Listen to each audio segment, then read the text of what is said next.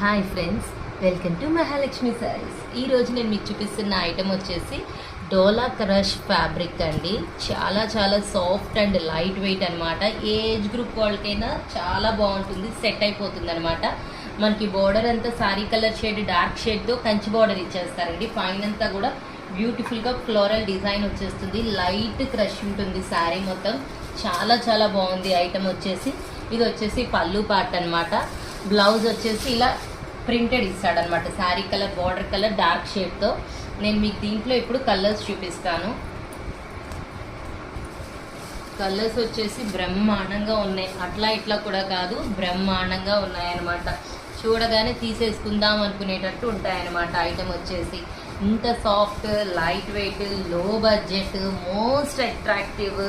ఇంకా అసలు ఆగటం దేనికండి మరి కదా.